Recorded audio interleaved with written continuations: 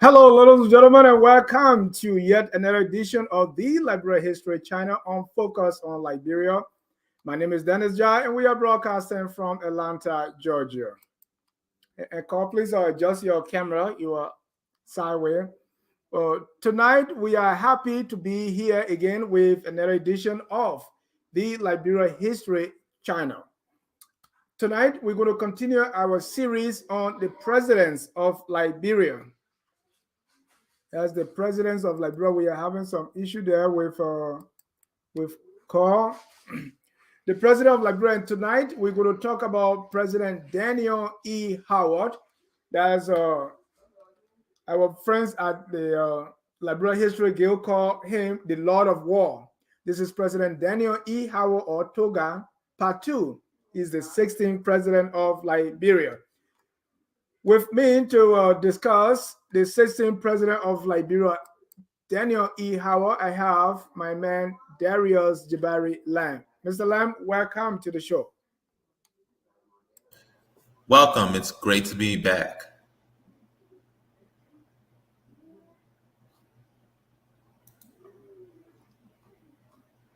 Jabari? Yes.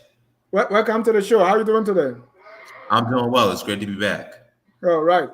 Car is getting her gadget fixed to join in. But tonight, as I said, we're going to be talking about Daniel E. Howard. This is part two. Jabari, before we even start, quickly, let's talk about part one. Just a brief summary of what we discussed in part one. We want to welcome all our viewers from across the globe. The Liberia History Channel is doing a series on the presidents of Liberia.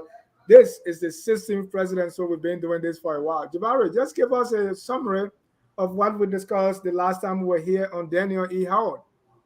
Yes. So last time when we did Daniel E. Howard Part 1, we focused on his background, his father, Thomas Howard, and his mother, Sarepta Ann, who were the parents of Daniel E. Howard. We talk about his upbringing, him being in political office, Secretary of State, or Secretary of the Treasurer, actually, before becoming president. He's the first indigenous vice president. He was Basa. He was able to speak numerous indigenous languages, and we talked about his time in office. Yeah, thank you. And it was on the Liberia History Channel. It was revealed to many Liberians that this was our first indigenous president, Daniel E. Howard, Basa.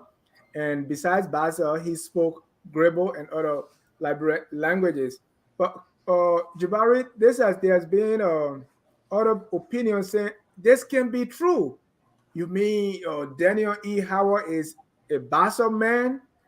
For people who have not heard this or who are saying maybe this is not true, what do you tell them?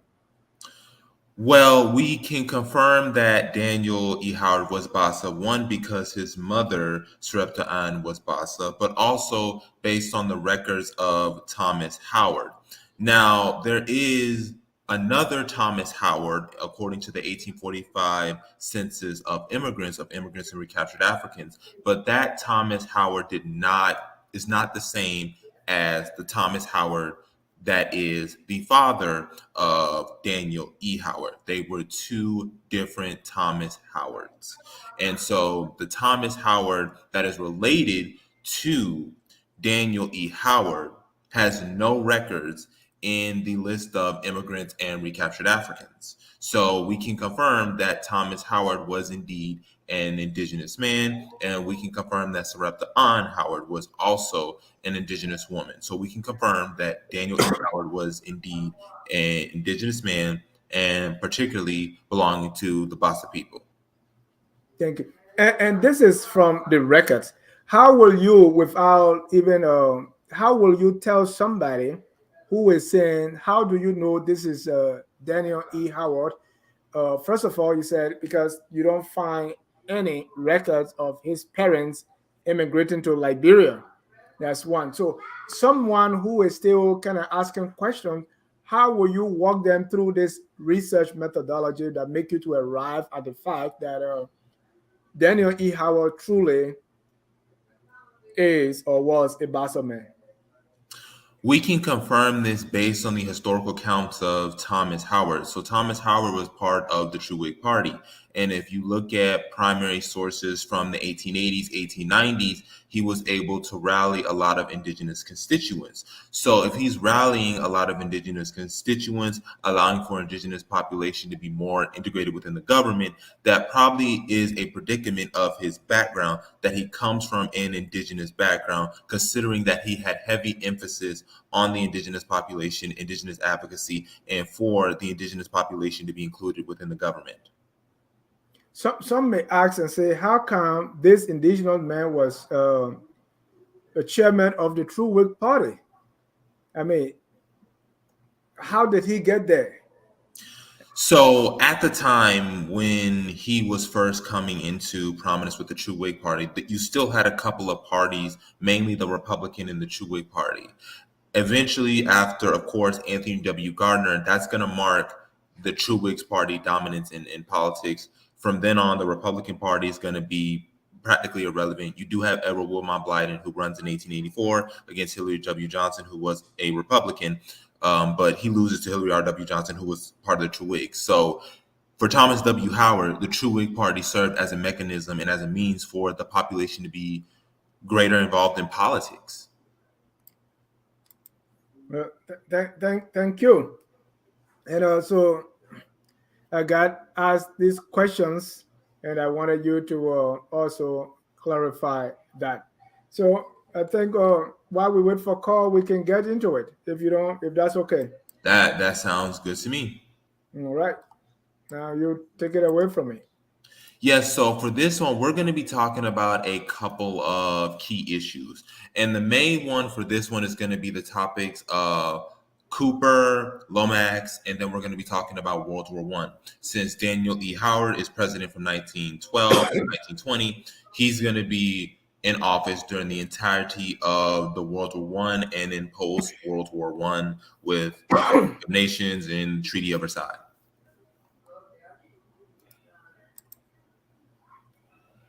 So you see right here, this is the inauguration of Daniel E. Howard. Now, as we stated before in Daniel E. Howard Part 1, when Daniel E. Howard was elected, indigenous leaders and people from all over the country came to the inauguration, which was new at the time. He was a man who had indigenous people in his cabinet. Benjamin Payne, who was the Secretary of Education, was a Bassa man and part of the Howard cabinet. So this is just showing a picture of his inauguration in 1912 when he was officially elected, taking on the torch passed by the great Arthur Barclay.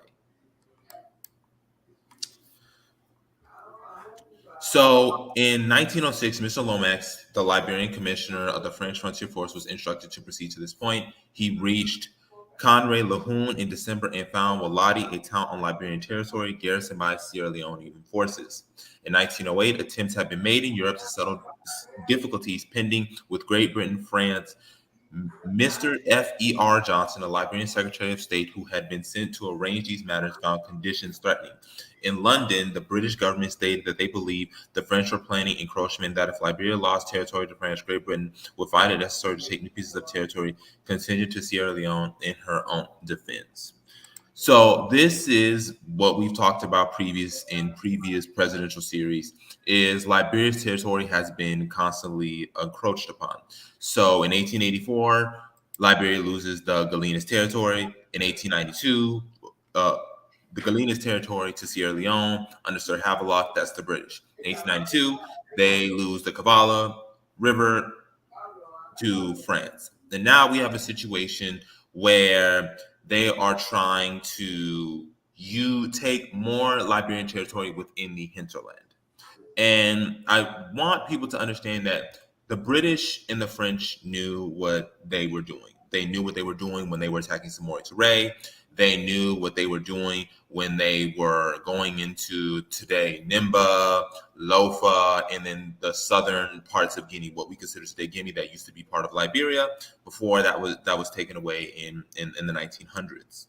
So this right here is sort of an attempt to find a border. That this is really what they were trying to do. And so you have Mr. F.E. Johnson, the Liberian Secretary. He basically arranged this meeting, and they needed to discuss how they were going to get this thing settled. Because if they didn't settle this, Liberia's territory was going to be taken. And in Great Britain and France and even Germany's eyes, the only area that Liberia should control would be Monrovia, and all of the hinterland should be taken up for Britain, France, for their own volitions, and Germany to their own volitions. So let's talk about Mr. Lomax in 1906. He's the Liberian commissioner for the French frontier. Right. What is that? Commissioner for the French frontier. So the French frontier, when we think about it, Liberia's territory is bordering what at the time was known as French West Africa. You have Guinea, you have Ivory Coast. So he's sort of responsible for keeping that tab on that side of Liberia's boundary. And so he reaches that town, Conrelu and Mwaladi in the Liberian territory. And of course, you have Sierra Leonean forces that are there as well. So he's trying to sort of keep things in tab as it deals with the border boundaries. Right, and he was a Liberian. Yes. So, so these attempts have been made in Europe to settle difficulties pending with Great Britain and France. Tell me about those attempts that they were making in Europe to settle these things. So really, what the French and the British were trying to do was that the British and French were using a divide and conquer. They would basically be saying, "Oh, the Liberians don't have control over the hinterland. Oh, the Liberians are mistreating the people in the hinterland. They're not being representative. They are being oppressive. They are ruling this area with an iron fist. They're doing double speak. And they're trying to use the hinterland and the indigenous population as a means to justify why they should encroach more Liberian territory. And so that's really the main tactic they're going to use. That's why you see there's a lot of fighting in the hinterland, because the British and the French are using these proxies to see how far they can further advance. This was especially true in areas today that we consider Ivory Coast and Guinea, that were once part of Liberia. So that is what the French and the British are really doing, is really dividing and conquer strategy. And we see this throughout plenty of letters written and books discussing how the Kru people are being mistreated, and they put heavy emphasis on Kru, but in the interior they're saying, that they're not doing a good job. They're letting them run wild. They're letting them do whatever they want. And it was just a rationalization of how can we encroach on Liberian territory without flat out saying we're going to encroach on Liberian territory. Thank you. I'm sorry. It's good. It's good. I'm sorry, but I was listening, but I had to, long story. Hello, everyone. Sorry I'm late. I had technical issues with my device. So, sorry, Jabari, that wasn't your part of the presentation. I was like, start out with the war. No. So, but you did an awesome job. I held down the floor. Yeah, it was. We're holding down the fort for it, because the first place I started with was, and Jabari did a very good job, kind of reviewing, giving an overview of what we've covered and why Daniel E. Howard, his ethnicity has been a question over from the last time we did this to now. Right. I was getting questions of people saying, "Oh, really? I never heard this before. This is awesome, man." Yeah. So this is about putting clues together, and it's solving a puzzle when you don't have all the pieces. And sometimes you can make assumptions, which are reasonable assumptions, and then later on you might get more information that shows that those assumptions are incorrect. This idea that when we start doing genealogy or trying to do the backstory of these presidents, we always go to the ship manifest. When did they arrive, or where did they arrive from?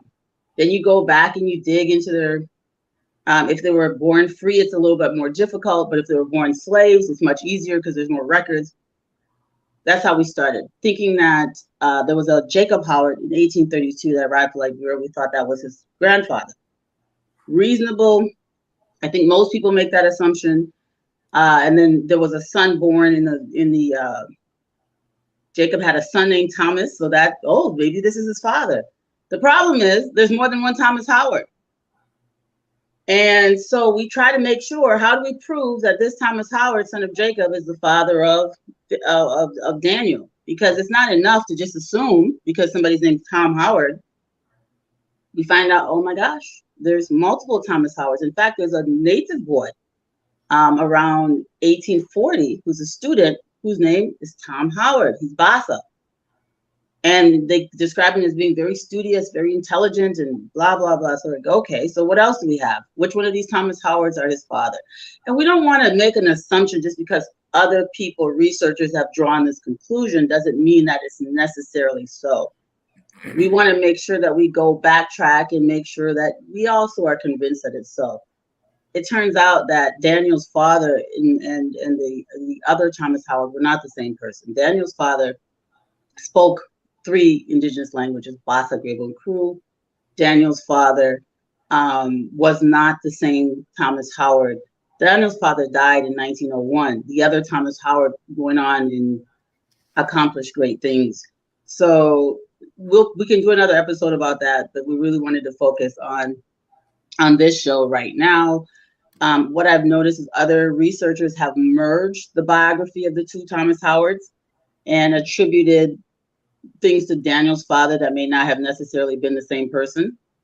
So it's a little sticky, but I'm convinced with beyond a reasonable doubt that the correct Thomas Howard, who's Daniel's father, was indeed the chairman of the True Whig Party, and he did in fact work at the printing press, and he was in fact he actually was deceased in 1901, and that is that.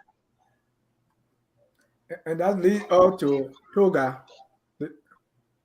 Yes, Toga, the man of war. So Jabari did a really good job. We've already passed the first slide. The reason I showed the inauguration slide was because, again, this was an inauguration that was attended. It's very small, but if you're watching it on your television or computer screen, you can see all of the people dressed in our country cloth and that come to see the procession. President Howard and all of the other members of the legislature and other important people walking with the Liberian flag, and what they would do is they would parade in front of these citizens, which I think is beautiful. You get inaugurated instead of just sitting in a stadium where people are sitting around. They actually would march through the streets so the citizens could see them. It was much safer back then to be president, I assume. So that was a beautiful thing. I always admire that photograph. It just shows how down to earth and how not very far removed from everyday people these officials and these presidents, these leaders were. And we're going to get into Cooper and Lomax. I actually, this story, for those of you who know Liberian history from just oral discussions, people just saying things in the street, you'll always hear about, sometimes they'll say there were 9 Bandi chiefs hung. Sometimes they'll say they hung 50 Bandi chiefs in the rainforest. This is really what this story is about, why this happened, and how Cooper and Lomax came about executing these men on the battlefield. Right, and I heard that story before, the bandit chiefs that were killed. Right. And so one of the questions we always want to ask, are these people chiefs? What does it mean to be a chief? Are they soldiers? Were they frontier forces? Was it a mutiny against the Liberian government? So this is what we're going to quickly explore before we get into the World War I in Liberia, which is also extremely interesting. I'm looking forward to Jabari's presentation. So you already did this slide, correct? And you talked about the British government believing that the French were planning encroachment. So much of the video that you showed at the beginning, which I really, really, I absolutely love Tiger Star for these historic animation videos. But one of the things that, if you watch that keenly, that you'll notice, the entire history of Liberia is a struggle for sovereignty. Sovereignty is tied to land. There is no sovereignty without land. And it is a struggle to control territory. And you notice how that escalates after the Berlin Conference, 1880. You notice how much of the Liberian territory starts to shrink and diminish. This is a map of what Liberia would have looked like around 1912 when Howard took over. There's still the scramble for Liberia. Liberia is still standing out as a sore thumb. Liberia is still standing out as a sore thumb, as an affront to the colonial powers. And there is a constant upheaval, a constant attempt by both the British and the French, mostly the British, to incite. So the British strategy has really been to incite indigenous leaders, headmen, against the idea of being Liberian. Come and join us. Come and be Liberian. Be British, I'm sorry. And so this is really what this story is about. They even infiltrate and bribe bribe the frontier forces. So we can go on to the next when you get through the video, but this look at how far we reached. Joseph Jenkins Roberts, when he conquered the Galenas territory, all of that stretch of land that was belonging to the slave traders along the coast, Roberts took that. Later on, you see, after the scramble for Africa, Britain arbitrarily lays claim to Liberian territory, and that vanishes from the map. It was absolutely unjust seizure of sovereign land. As Liberia pushes to the headwaters of its rivers, as it should, because this is what everyone else was doing at the time. England continues to take big chunks out of Liberia. So I want you to pause the video when we get to 1912, right there. Well, it isn't. So right here is where we are, 1912 to 1920 during Edward Bart. Oh my gosh, Daniel Edward Howard. I've been doing these presidents too long. During President Howard's time period, there's really not much left of Liberia. It's still more territory than we have today, a little bit, but it's pretty much, now he's trying to hold on to dear life for the rest of the Western frontier. So that area up there, the Lofa, what they at the time was called the Western Province, which was basically Lofa and in Bopulu, northern Cape Mount. That area was the area that the British wanted. British had realized that there was gold there, there's mineral wealth there, there's all kinds of resources that they could use. And even though they had taken all the other land that belonged to Liberia previously, they wanted more. And they were using the excuse that the French were planning to take half of Liberia and they were going to take the other half to protect their own rights, as they said. So essentially, this was a continued scramble for Liberia. They scrambled for Africa. They were successful in conquering the continent. Now there's this last bastion of Black sovereignty they want to tap into as well. So we can go on to the next slide if you don't have any questions.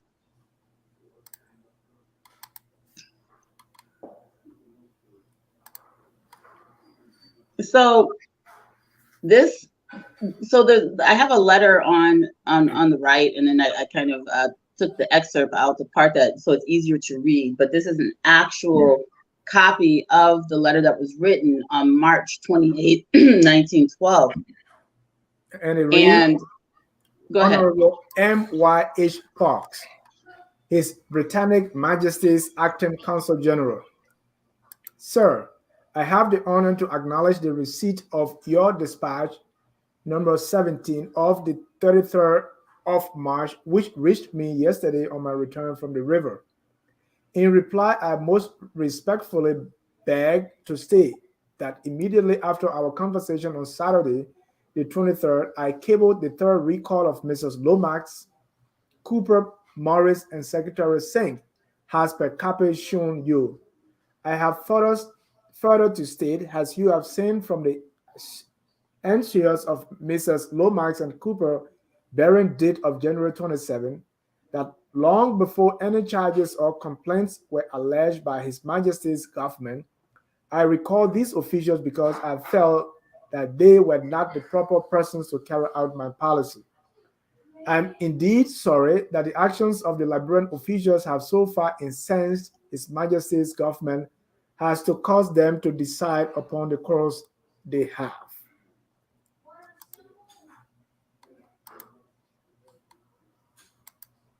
And then the second part of the letter is on the second page. It's on the next slide. And that second part reads, I'm doing my utmost to have these officials removed from the boundary within the time limit, for, as you know, I cabled on Saturday last that they must leave the boundary by all means, not later than the 25th instant. But as I learned that a steamer is due in harbor tomorrow, I shall send up Colonel Isaac Mort with full instructions to compel the immediate return of these officials. Should these measures fall to effect their removal within the desired period, due to lack of facilities for rapid transportation, I'm confident that His Majesty's government will be gracious enough to make a reasonable extension of the time stated. It is my firm determination to have these officials of the frontier force, as well as the district commissioners, account for the repeated disobedience of my orders. Yes. So as you see, the British, there's conflict on the Anglo, it was called at the time the Anglo-Liberian border. The British have infiltrated into the Liberian territory with their frontier forces, with their soldiers, with their warriors. They also have Indians from India, who are, technically British subjects as well, who are posing as traders. And they're going into the interior with alcohol, with tobacco, with other things that they can use to bribe and coerce the Liberian frontier forces, and hopefully, in their minds, buy their loyalty with these little cheap tricks, because these are the kinds of things that have worked in other regions. So they're constantly, we've seen this on previous episodes, writing letters to the Liberian government complaining of the behavior of their citizens. They're constantly writing letters, threatening letters. These letters that they're writing the Liberian government are not very pleasant. They're subtle threats saying, hey, this is giving us an excuse to take over this territory. You're not in control. And the only reason the frontier forces are in the territory is because the British are saying you have no presence here, so therefore you don't control the area. So now you've got Lomax removed from the Franco-Liberian border. He's pushed to the Anglo-Liberian border with Cooper, who's part of the frontier forces. So you've got Commissioner Lomax, you've got Cooper. Everyone is trying very hard to keep the Liberian frontier forces in line, conducting themselves in an orderly manner, and also protecting the Liberian side of the Franco-Liberian border from any further encroachment. Most of the soldiers that are assigned to the area because of language are of Bandi and other related languages. They're people who can understand the dialect. So majority of them do remain loyal to the Liberian government. They are not what's the word I'm looking for? They're not being bribed or convinced in any way to commit mutiny against the frontier forces. However, you also have ethnic Bandi people on the francophone, on the anglophone side and the British side of the border, who are British loyalists, and this is causing a lot of problems. Howard says he has called for the return of Cooper and Lomax, and Cooper and Lomax have not come yet. We can go to the next slide. Also, I wanted you guys to look at the slide we just saw. That's actually President Howard's signature on that letter. I thought that was nice. If that's how he actually signed his name. It's another letter here. Yes. So now this is just to set this up really quickly. So this is August 9th, 1912. This is actually Charles D.B. King's response to, and he's basically laying, Charles D.B. King, who is going to be president after Howard, is the Secretary of State at this time. This is really important. Charles D.B. King, who is going to be president after Howard, is the Secretary of State. Charles D.B. King, as Secretary of State, has a lot of control over what Cooper and Lomax and others are doing with the frontier forces. He has a lot of insight, a lot of control over what is going on with the boundary disputes and how they are handled. King does not have the patience that many of the previous secretaries of state have had. King is wanting these, in his mind, insurgents or traitors to be put down, basically. with force to deter others. And he then responds to the British with this letter. You can go ahead, Dennis. August 9th, 1912. Sir, with reference to the complaint made by two Hindus, employees of Mr. Paloman Buraj, an, an Indian merchant of Freetown, Sierra Leone, of ill treatment and deprivation of their property by Liberian troops under Colonel Lomax when in command of the Liberian frontier force at Kolahon on the Anglo-Liberian boundary. I now beg to submit to you the following statement of Colonel Lomax on the alleged incident. On the afternoon of the 27th of November 1911, I was credibly informed by my orderly and one of the chiefs of Bandi that one Indian trader, Mr. Rotomj, was found having private counsel with some of the chiefs in the town of Kolahon, charring them and saying that they would be better protected by the British government, receive annual stipends for all their services, and he thereby advised them, the chiefs, to become British subjects. Runtinji and Godamar were also found selling spirits to the soldiers in the camp without the knowledge of the officer in command, insulting and attempting to fight the soldiers in the service of the government. Crediting the native soldiers with goods when they had strict orders not to do so, and submitting bills to the officer commanding the Liberian frontier force, and when he refused to countenance said bills, defamed the character of the officer commanding the Liberian frontier force, has been a rogue in the presence of the officers and soldiers. In the face of the above summarized facts, I addressed Mr. Rotinji an order to vacate the camp Kolahon within 60 minutes. Failing to comply with these orders, I sent again to repeat it when Mr. Rotinji finally secured the services of boys who were uncontestably British subjects and left the camp with all his goods.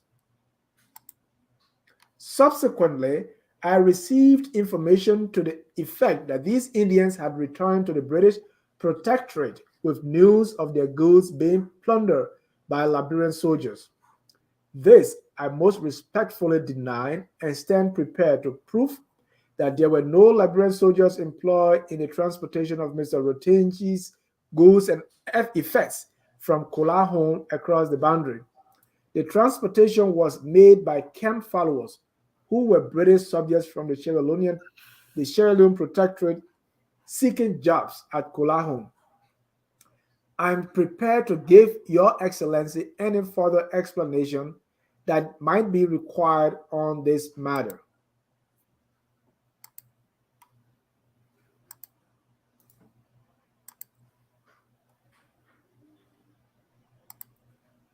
This is this is the explanation that this is the explanation, and it's very believable because even on the British side, you have them explaining different tactics that they're using. They don't see anything wrong with coercion or any of this. They're also sending these people in with gifts to try to coax different people to side with the British. I want to remind people that in the British territory in Sierra Leone, they took over those regions with extreme violence. The remaining people who they empowered were the ones who were basically bowing to the British crown. Those were the people who were left extremely loyal, either afraid to go against the British or just sincerely happy that the British crushed their enemies and now they were in charge and they were the British proxies, for lack of a better word. So a lot of these people were not necessarily the true chiefs. They were the ones who the British had appointed. Some of the actual leaders, the legitimate leaders of Mendi and Bandi territory, were still intact if they had, surrendered their loyalty to the British. On the Liberian side of the border, this had not happened because it was not their territory to go in and crush people and force them to join. So they're using different tactics, which is they want to inspire rebellion in order to get these people to now become part of basically become part of their empire. Before I continue, I want to make sure that you don't have questions on what you just read. Any more questions that I haven't clarified? Right, but basically what the Secretary of State is saying is say, hey, these people were traitors. The British were trying to get them on their side to bring about insurrection on our side. Is that what? And that's why we killed them. Is that what he's saying? That's basically what he's saying. He's saying that this was treason. Now, what you're supposed to do in a situation of treason is you're supposed to bring them to Monrovia for trial because they're Liberians. They're not British. Technically, they're Liberian citizens. They're not British subjects. So if they were British subjects, you could execute them on the boundary. It gets really tricky because the British are behaving as though they were British subjects because they write the United States government and saying, oh, your Liberians have killed these Bandi chiefs who were our friends. They don't say subjects, try to make it seem like it's just an amicable thing and it's unjust, but they're still acknowledging that they were Liberians, but functionally they were British loyalists. If the British hadn't planted these people and been depending on these people to wage war against Liberia, they would not have been so concerned probably. On the other hand, you have the Liberians saying, or Cooper Lomax saying, there's no way we can march these guys from the bush to Monrovia and make it there alive because there's going to be war to come get these. We have to kill them. They make a decision on the battlefield that they really did not have the authority to make because, again, these were Liberian citizens who were supposed to be brought to Monrovia and put on trial. They execute them. And they take some time. They take a roundabout route to go to Monrovia. One of the things that happened before this incident, there's a chief called Mabu who was Bandi chief, Mendi/Bandi chief. We talk about how ethnicity is fluid. Mabu had was very loyal to the Liberian government. His clan was very loyal to the Liberian government, and he was on his way to Monrovia. And he was captured by British loyalists and murdered in the bush. And this idea that there's some kind of one group of Bandi people, once again, we get into this the way that Europeans narrate our history is a little bit too simplistic. There's not one group of unified Bandi people fighting. You have two sections of Bandi. You have a loyalist group of Bandi that are loyal to the Liberian government, like Chief Mambu, who was executed, and then you have others who are loyal to the British. This conflict is not about Bandi sovereignty. This conflict is not about sovereignty for the Western territory. Similar to the insurrections on the Crew Coast, this is about, do we want to be British or do we want to be Liberian? Once Samori Touré conquered, individual African ethnic sovereignty is no longer an option after the partitioning of Africa and the conqueror of the Wosolo Empire. So the issue is always about who is going to wave their flag over our heads. And it's because of that there is never a solid, unified voice of any ethnic group about what they want. So you've got the Bandi on the surface, and one of the other problems is the partitioning of Africa, and with the land grab of the British, they split people in half. Where this ethnic group, even the Vai, for example, on the coast, went all the way to the edge of Vai territory. What did the British do? They come and all the way to the Mono River and say, this is ours. Well, what have you done? You've split a whole family of people, a whole ethnic group of people. Same thing happened north in the northwestern territory of Liberia. They split a whole bunch of ethnic groups, really. They've got Bandi on one side, Bandi on the other side. You know, so some Mende on one side, some Mende on the other side, some Kisi on the Sierra Leone side, Kisi on the Liberia side. Because the areas that they conquered were all Liberia before. And therefore, now you have two warring factions of the same ethnic groups. Now this ethnic group against ethnic group because of some imaginary border that was arbitrarily taken over by the British.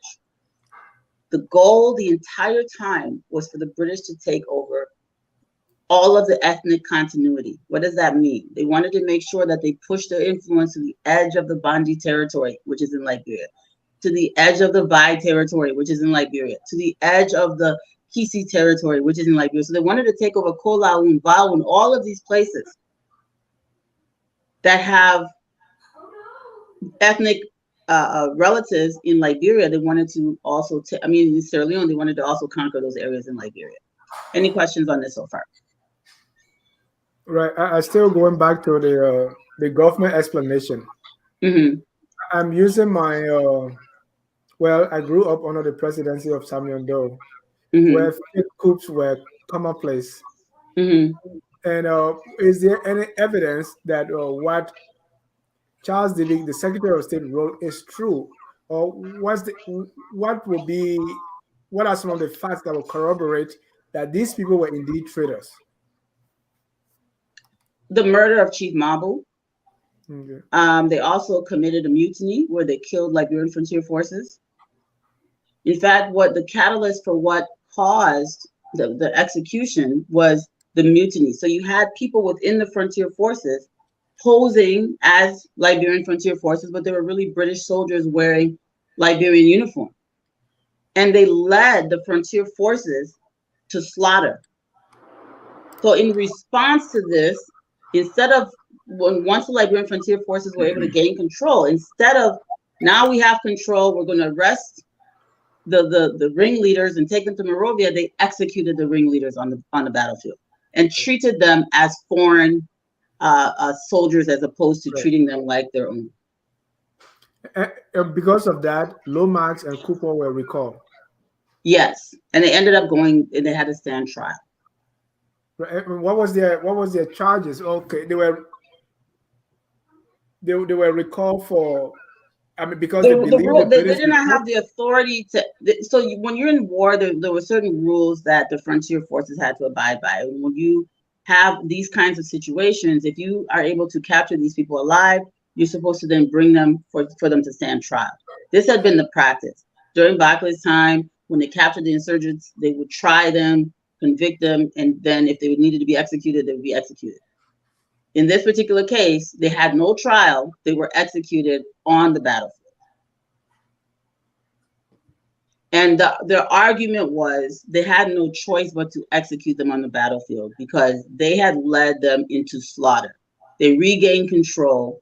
There was no way in Cooper's testimony for them to march these people back to Monrovia through the bush. That would have been a very dangerous and almost impossible mission. So they made a decision on the battlefield to do something that had been unprecedented, which is to execute them without a trial. So again, because there was no trial, we can only go off of what other reports are saying. But even like the execution of Chief Mabu, the execution or the mutiny from within the Frontier Forces, where they killed, led them to be slaughtered by the British Frontier Forces.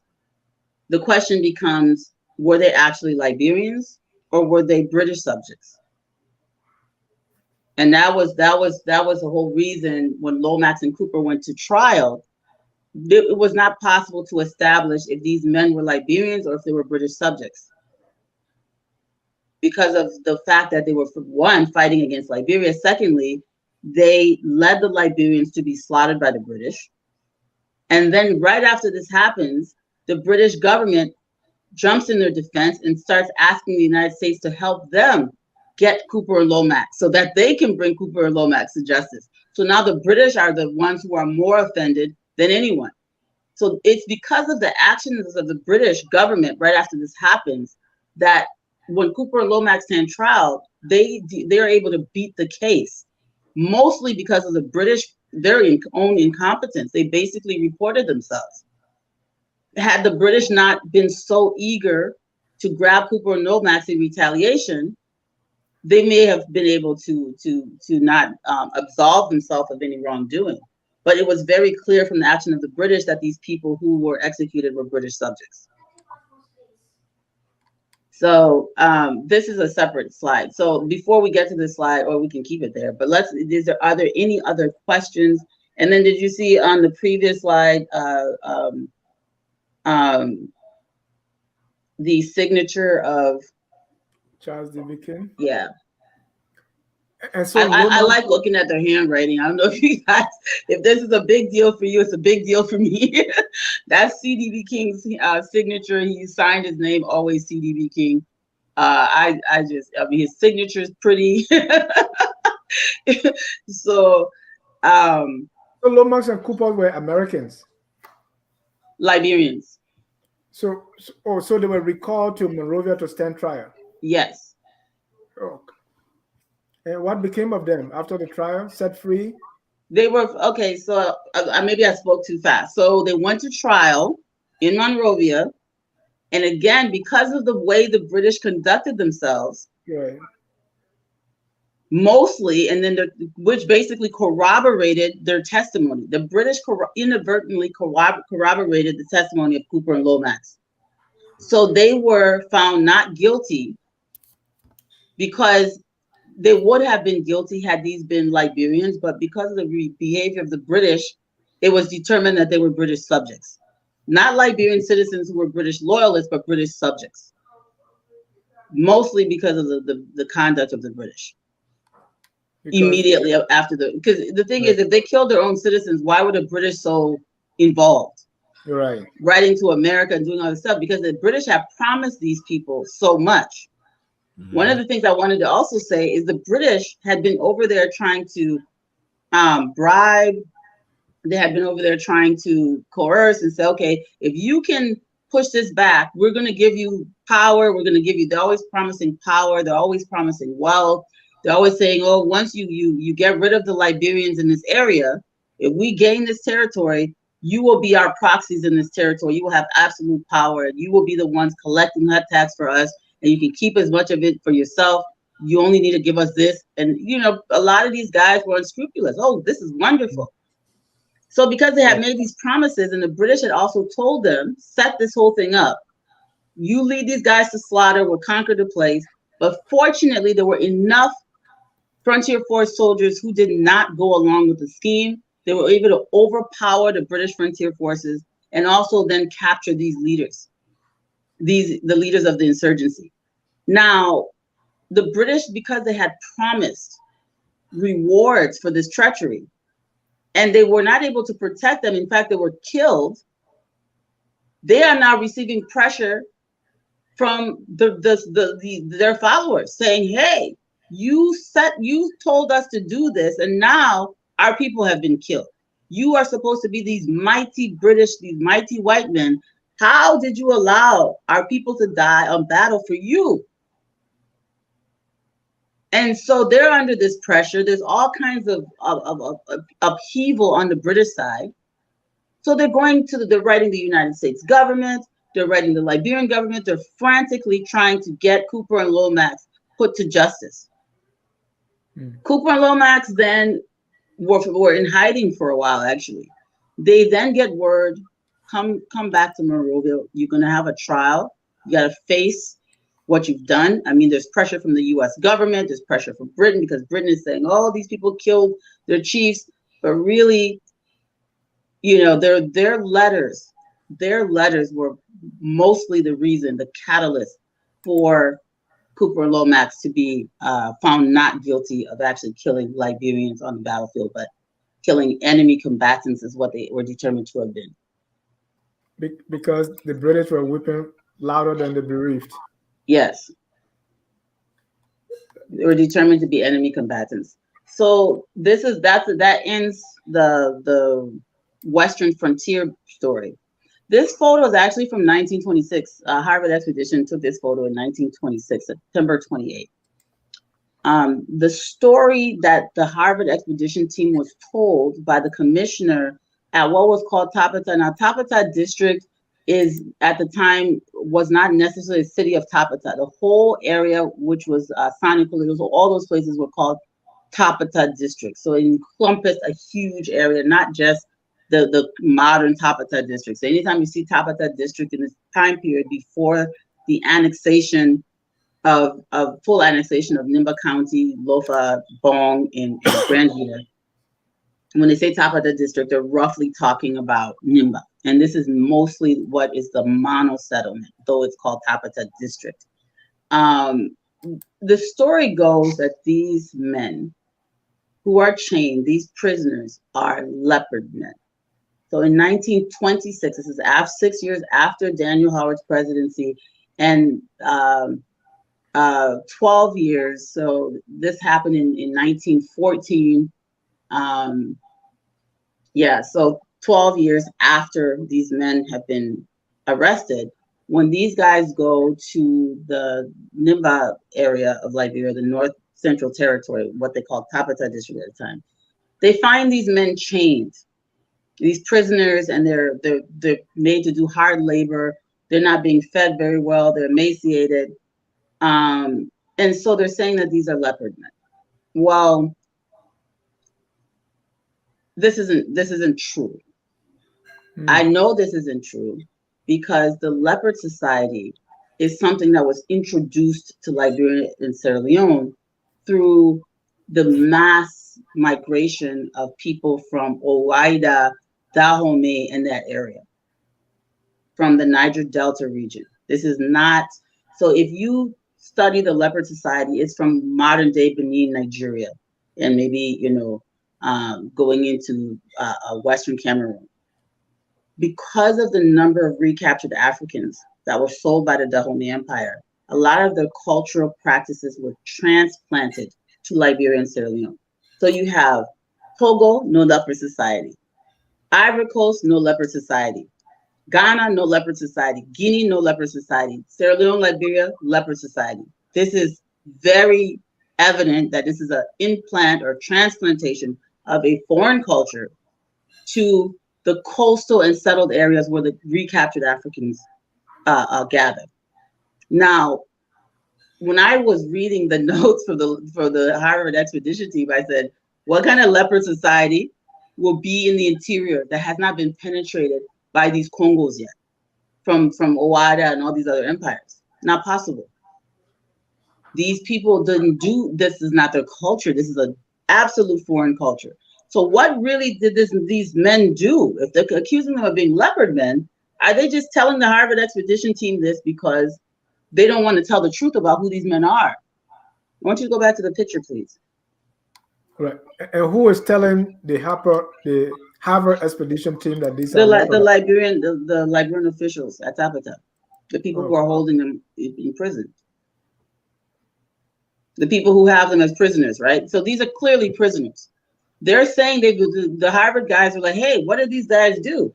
Because if you really look at them, these guys are wearing hats. These men, if they're still wearing their chief caps, even though they've been stripped naked, they've become emaciated, they've become skinny. Some of these might not be the actual chiefs, but some of the bodyguards with the chief, their aides, right? And they're telling the Harvard expedition team, because they know white people know about the Leopard Society. It's like a thing in West Africa, the Leopard Society. Everybody in West Africa is not part of what Leopard Society. It's a transplanted culture by way of recaptured Africans from the Niger Delta, area. These particular people are most likely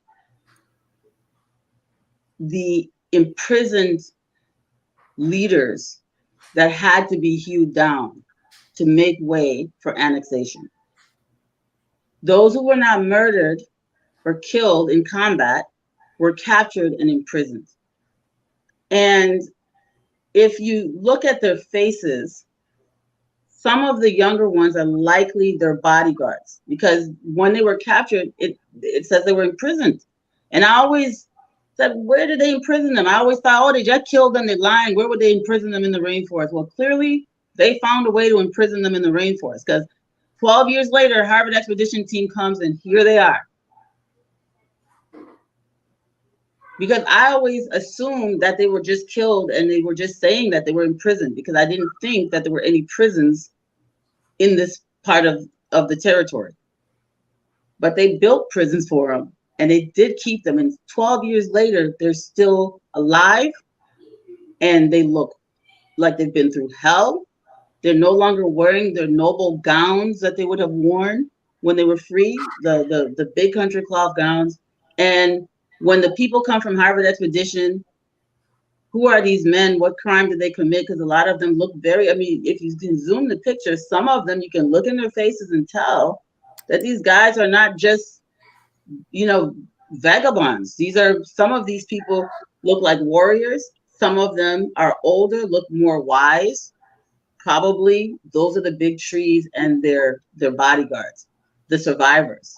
I mean, over that 12-year period, maybe some of them have died.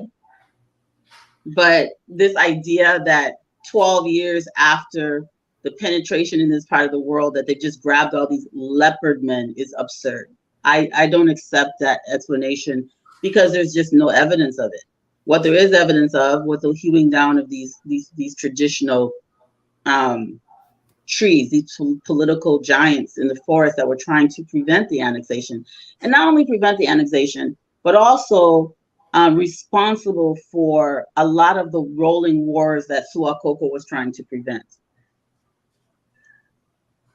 It is likely that Suakoko, because she's also filmed around this time, they had to pass through her territory to get guides to take them there. And if you look at the footage and you read her response and you see how she was carrying herself, it seems to me that what she had wanted to accomplish, which was to stop these wars, which were killing people, burning towns, by, you know, allowing the Liberian government to come in and hew down some of these warlord chiefs, I think she also in the process crushed herself, because she does look very dejected in the film. She doesn't look very happy. And it's just the whole scene of it doesn't seem regal, doesn't seem proud. And she would have been very much aware of the devastation that was caused to the traditional society that she belongs to in order to make way for modernity. And she probably died with a heavy heart as a result. I am not going to say that this is a good thing. I'm also not going to say that this is a bad thing. These men, some of these men are my ancestors. You know, I descend from some of these trees that were hewed down. And this in our oral tradition is a horrible tragedy. So this concept, this war that Howard, he was facing on every edge, I want you to remember that the reason when they moved down, the French moved down to conquer territory, the reason they were not able to conquer that part of Nimba in the Western Territory, which is Lofa, and why they stick up into Zerikore today, is because of these same giants of the rainforest. Right. So they struggled to maintain sovereignty from the French. They are also the reason it was not until Howard's time that the Liberians were able to even enter this area. But they could not exist, and Liberia exist in the minds of those who were wanting to expand and make sure that the territory. I will also say this. This is also the reason this area was not fully annexed until 1964. This is also the reason there had to be careful negotiation constantly. Okay, no problem. We're Liberian, but we're not really Liberian, right? We're going to be Liberian, but we want to be able to do this. We don't want your laws up here. We've got our own way of doing things. So even after this continued, even after the hewing down of these trees, these political trees, there was still this autonomy. It was not until Tubman, and towards the latter part of Tubman's career, 20 years after Tubman had been president, he became president in 1944. 1964 is when it was fully annexed. And at that time, the Liberian military was extremely powerful. So imagine it took that long and a whole 20 years of reconditioning, re-educating, building mission schools, sending churches, the Methodist Church, not the Methodist Church, 1943 or 44, the Inland Church. All of these churches were built in the 40s and 50s. Baptize them, Christianize them, educate them, teach them English, Westernize them. Before 1964 could fully annex the area. Staunch resistance. Yeah.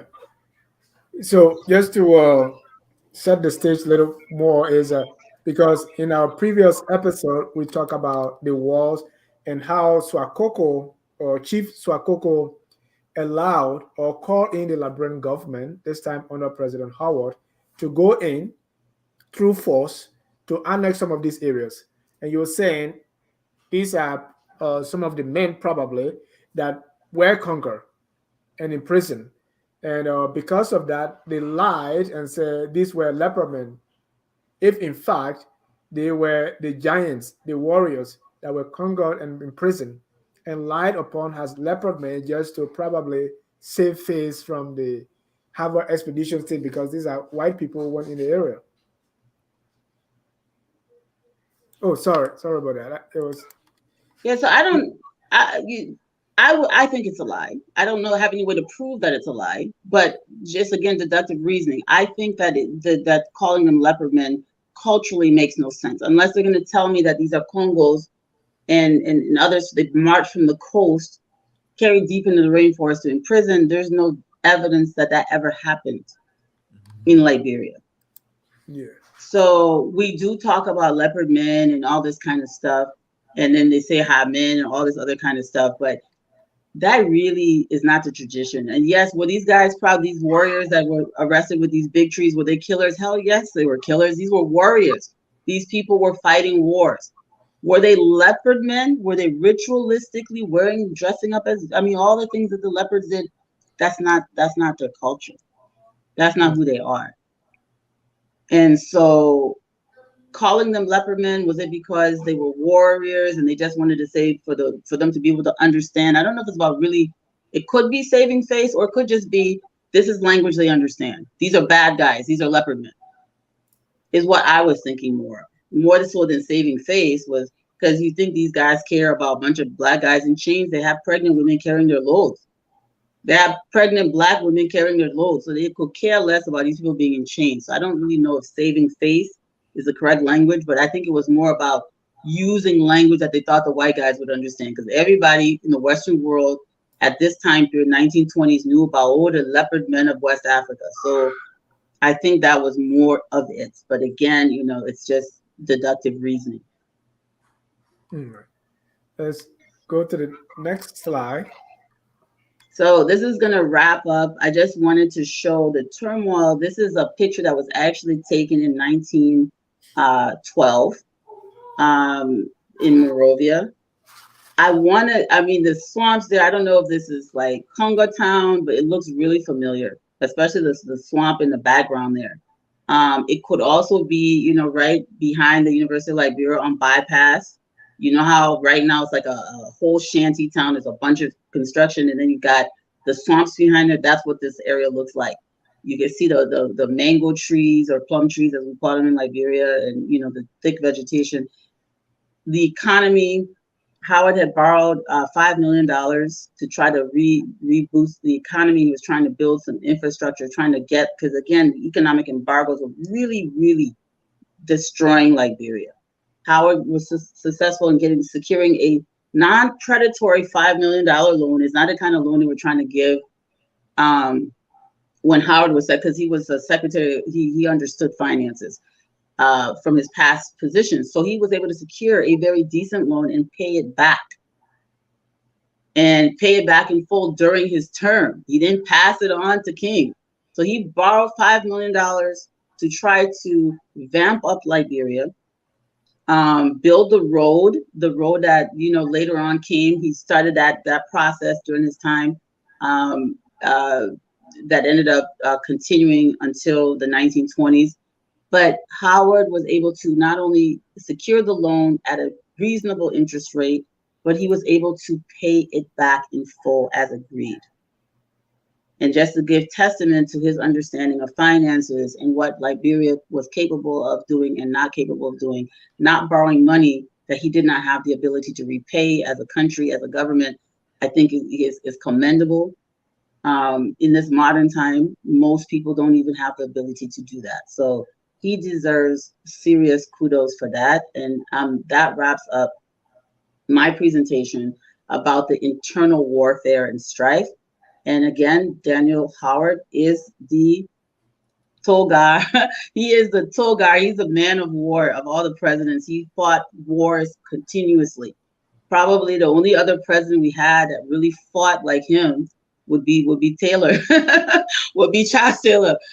So he was constantly in battles as a president, but he was still able to do such incredible things. Again, like securing a loan, using it for infrastructure, and paying it back in full. And next slide, I'll turn over to Jabari. Thank you. You think this is Bali Island? It could be, bypass right behind you all, that cliff right there. That's what I think this is. Jabari. All right, so here we're going to be talking about World War I. Before I get into Liberia and Germany, I'm going to give some background on World War I. So it's important for me to get to that. So World War I it was known as the Great War at its time. It started from 1914 and it lasted until 1918. Now, it was divided into two major groups, the Allied power and the Central powers. The Allied powers were countries of France, Great Britain, Russia till 1917, because that's when the Russian Revolution broke out. You have Belgium, you have Serbia, you have the United States that enters in 1917, you have Japan, you have Romania, you have China, and you have Liberia. The Central powers, you have Austria-Hungary, which comprises countries today of Austria, Hungary, Czech Republic, Slovakia, Bosnia and Herzegovina, Croatia. You have Germany, you have Bulgaria, and you have the Ottoman Empire. And during this time, the Ottoman Empire only really comprises of Turkey, Iraq, Syria, Palestine, Lebanon. That is what comprises the Ottoman Empire. So during this time also, you have the map of Africa. So the map of Africa is different at this time. So in 1914, this is why when people usually refer to Scramble from Africa, 1814, 1914, because on the outbreak of World War I, it's officially said everything is set in stone, borders, who has control over whose territory. So France controls much of West and Northern Africa. You have French, that's called French West Africa. You have Belgian Congo. You have German East Africa. You have German Southwest Africa. You have the Union of South Africa that's led by a white government, combining of the Transvaal republics, the Orange Republic, Orange Free State. You have Portuguese colonies. You have German West Africa, comprising of Cameroon, primarily Cameroon, and some of Chad and Central African Republic. You have British West Africa, and then you have the British in Central Africa, which comprises of Egypt, Sudan, Kenya, Uganda. So important things about World War I before we get into Liberia, I really think it's important for people to understand the significance of World War I. World War I is what we consider modern warfare. So modern warfare primarily starts with World War I. And World War I, the causes of it led to militarization, imperialism, but the signature event is the assassination of Archduke Franz Ferdinand. Now, why is this important? Archduke Franz Ferdinand was the leader of the, or really going to be the leader of the Ottoman Empire. He and his wife Sophie were in Sarajevo. They were in a motorcade, and there was a man by the name of Gavrilo Princip. He was a Serbian nationalist. He was really young at his time, in late teens, early 20s. And so he had an opportune time when the motorcade was coming to take a shot at the Archduke and the wife. So he pulls out his pistol, he shoots and he kills both the Archduke and his wife, Sophie. This is going to lead to Austria-Hungary declaring war against Serbia, which triggers the Entente. So then Germany declares war, then France declares war, and then World War One is officially on. Some of the major things to know about World War One is, as I said, modern warfare. You have machine guns, you have submarines, you have poisonous gas. This is where what we do today starts from World War One. Planes dropping bombs on people, tanks, all of it, trench warfare. All of this is the responsibility of World War One, and that's why it's called the Great War. So Liberia has, during this time, remains neutral. It's a neutral country, and there is a proclamation. It's called the Liberian Proclamation of Neutrality Act in the European War. It was Monrovia. It's August 10th, 1914. And it reads, by the President of the Republic of Liberia, whereas the government of the Republic of Liberia has been informed that a state of war exists in Europe in which the following powers are belligerent: Austria, Belgium, France, Germany, Great Britain, Russia, and Serbia. And whereas the duty and interest of the Republic of Liberia requires that it shall, in all sincerity and good faith, adopt and maintain a neutral, impartial conduct towards the belligerent powers. Now, this is why it's important. If we can go to the slide of Germany. So the reason why Liberia really wants to take neutral sides is because you have France and Great Britain obviously have huge control over African territories. They also have economic interests. Germany had established a relationship as far back as the 1880s. We talked about this in previous presidential series. You have Gardner, you have Russell, you have in the Johnson administrations. Germany was a major trading partner for Liberia. In fact, when Howard was president, Howard gave the concession of the German South American Telegraph Company, giving them the right to establish and operate a system of wireless telegram communications to and within the territory and Republic of Liberia. Under Howard is also when tensions between Germany and Liberia would brew due to insults offered to German merchants. So in retaliation, the Germans are going to send 2 gunboats to force an apology. Liberia is, of course, going to apologize, but then they're going to retaliate by granting privileges to English traders in 1913.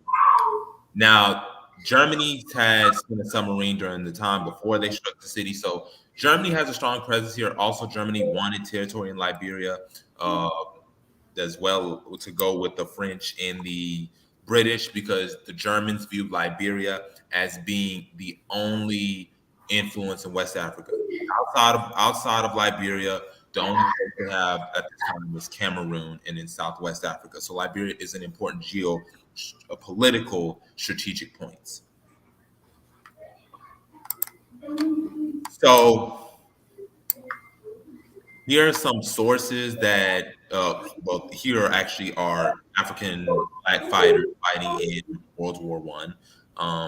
One of the most notorious groups is later on. It's in 1917 when Liberia declares war. You have a group called the Harlem Hellfighters. They're going to be in World War.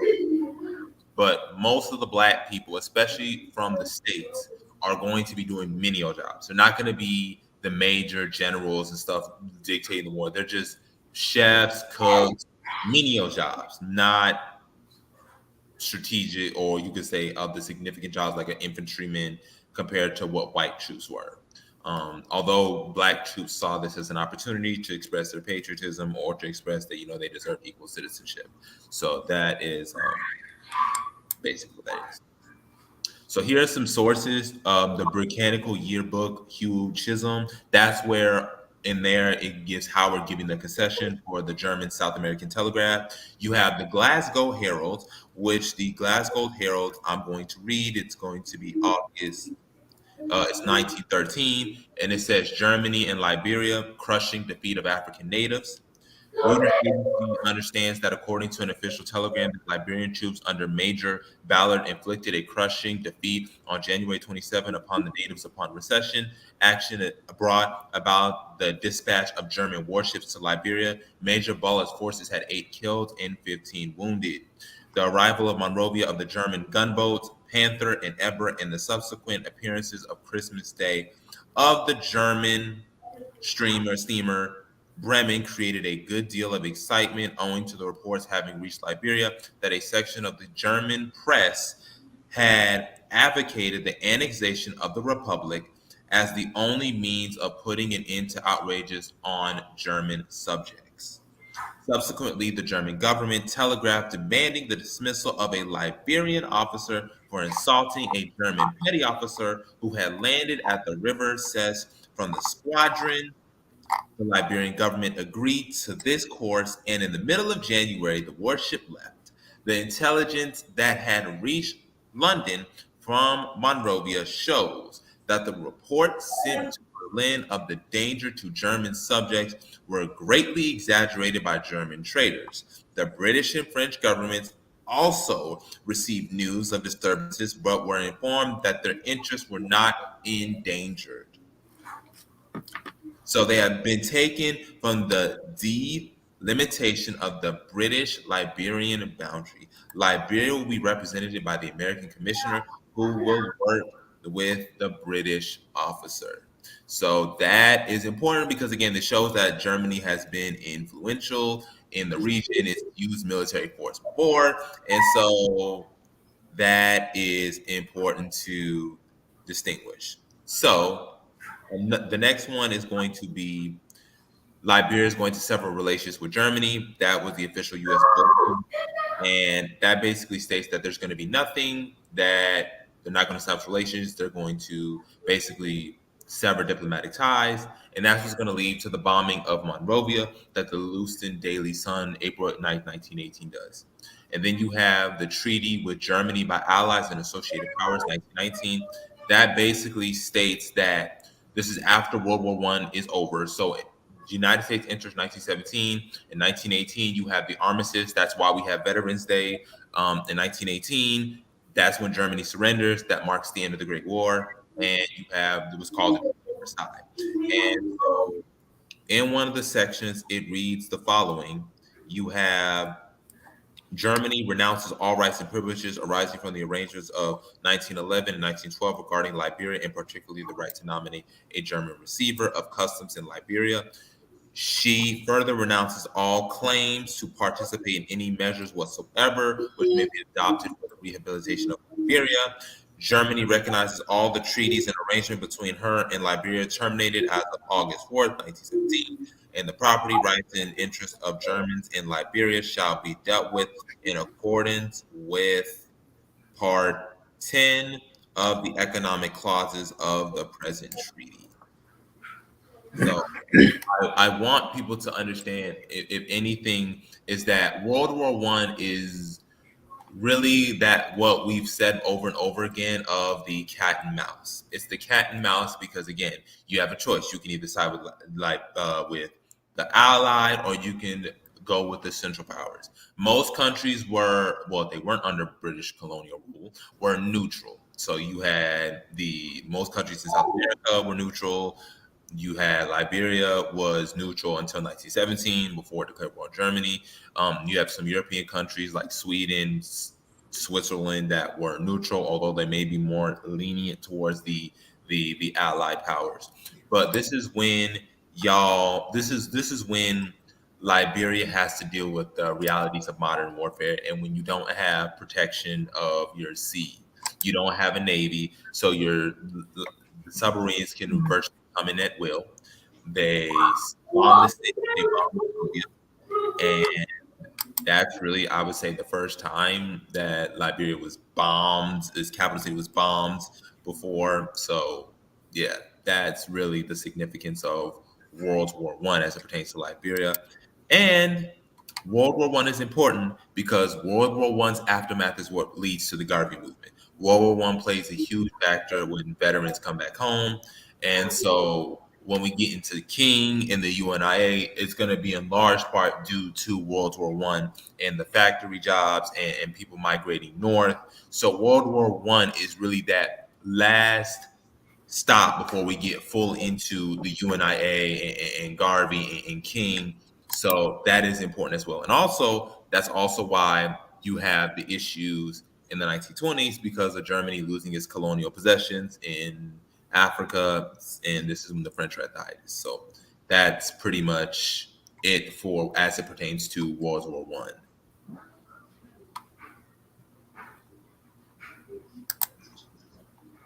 So if y'all would like to call in, please call. We would appreciate it. Any questions that you have about World War I, World War of Germany, why did Germany did what it did? Any questions you can ask that? Any Yes. comments? So I'm gonna do the last slide while we're waiting for callers. This basically ends the story of Daniel Edward Howard. He was succeeded, as you know, by CDB King, President Charles King. Dunbar Burgess King. Yes, who had served as the Secretary of State during this time of war. As we lead into CDB King next week, we are going to. Sorry? Say the week after next week. Oh, it's the week after next? Okay. Yeah. So as we lead into CDB King, we're going to be talking about a little bit about his time as Secretary of State, but we've covered some of it here, and how that prepped him for the kind of presidency he had. CDB King and Howard were an interesting team. Howard kept him under control, but when he becomes president, it's a different story. Howard died in Monrovia on July 9, 1935, buried at Palm Grove Cemetery. This is a photo of Palm Grove before it was fenced. It is dilapidated now. It is completely destroyed now. But I just wanted to mention that these are some of the people whose graves have been decimated, and people actually defecate on, in these people's graves. A Focus on Liberia recently had their team in Monrovia go to Palm Grove and film the empty graves where the bones have been looted, but these are some of the people who were laid to rest there the graves have been disrupted. This would be great future tourism sites, but again, we don't even know which grave would be whose anymore because these things have been destroyed. All right. If you're just joining us, this is the Liberia History Channel. We are talking about President Daniel E. Howard, who the 16th president of Liberia. If you want to join the conversation, the number is on the screen, 605-313-6004. The code is 791-403#. You can also write your comments. Let's see if we have a few comments here that we can talk about. Colleagues, I saved the statement. A $20 donation. The trial of the nations tells no bedtime story. The fact that Liberia is still a nation today is a humongous achievement. She could have been wiped out. We all know what was happening to Ethiopia by the Italians.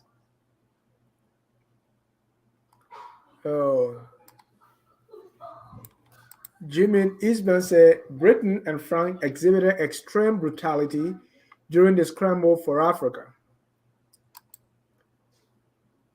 Aggrieved by this brutality and mindful of kinship ties, Most tribes prefer association with American Liberians in the Liberian polity to European rule. So Liberia survived because of her unrelenting struggle and vigilance to preserve her independence and for those within her territory. Uh, Michael say the Austrian Empire, not the Ottoman Empire, although the Turks saw their decline around this time. The Ottoman Empire at this time was a shell of itself. Um, like I said, it only comprised of Iraq, Syria, Lebanon, Palestine. It was only a shell of itself. It lost Egypt. It lost Egypt. It lost the Balkans. It was basically like its last realm. Liberian government need to get in touch with Hollywood to make a movie about Liberia. It doesn't have to be Liberian government. I'm getting to the point where I understand the wanting to get attention, but you can only give so much attention as you're willing to put attention to it. And I don't believe in begging Hollywoods for them to give us a movie about Liberian history. That should be what Liberian producers and filmmakers should want to do. It's the same thing with our cemeteries. I should be able to go to Palm Grove Cemetery and not want to scream or burst down and cry because it's in the situation that it's in. The Liberian government and Liberian people as a collective should make it a concerning effort that how do we want the world to see us? And when you don't show the basic decency and respect to your own graves, you defecate on them. You can't find the epitaphs, you can't find the headstones. It shows these people really don't care about their past. They don't care about their country. And so we need to be taking that. I appreciate, Hollywood or wanting to get Hollywood's attention, but that is something we should do. Hollywood should not be doing it. It should be led by Liberian people, Liberian filmmakers, Liberian directors, and Liberian writers. Same with our grave renovations. Thank you. Jimmy Eastman said by January 1876, the Liberian government claimed that Liberia's territory stretched 600 miles along the Atlantic Ocean and between 200 and 350 miles inland, hypothetically onto the Niger River. Yeah. And then they got taken. These trees were taken. Jimmy is also asking if the leper men were kissy. And we learned that's not true. That's a foreign culture. It is so sad and unfortunate how we disregard our history. That is why the work you're doing is so important. And thank you also, Michael. You're also doing a phenomenal work. We have one color, so let me before we bring that color in,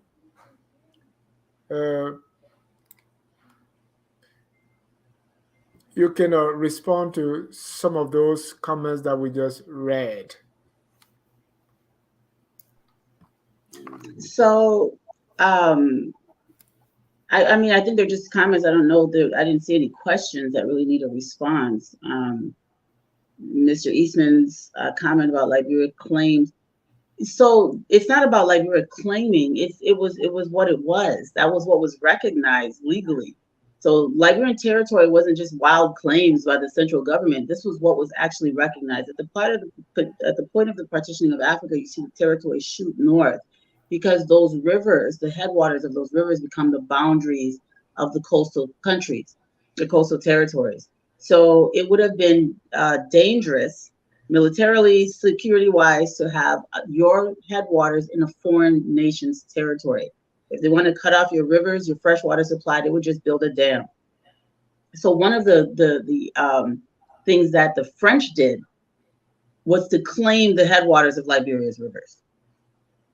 So when you see on that animated map, when all of a sudden you see the French encroach southward, with the exception of Nimba and Lofa, which were poking up there for reasons we already discussed. Now, right, I mean, thank goodness we have amicable relationships with Guinea, but Guinea could just build a dam. They could just build a dam, cut off the St. Paul River, cut off the St. John River, because their headwaters are not in Liberian territory anymore because of what France did. So this isn't just a claim, it is what it was. And that would be the only thing I would say about that. So it wasn't really about the Niger River; it was about the headwaters of the Kavala, of the Saint John, the Mesurado, and so on. St. Paul, I should say, not Mesurado. I meant to say St. Paul River. All right. Thank you. Let's go to the phone lines now. Our first caller here with 323 area code. Your name and where you calling from? Hello, this is Les Wills, and I'm calling from Los Angeles. Just turn off the device you are watching the program on, and then please reintroduce yourself.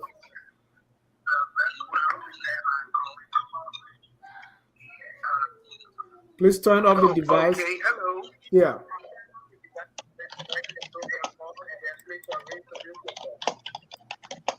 Okay. This is Les Wills, and I'm calling from Los Angeles. Thank you for calling. I have 3 questions.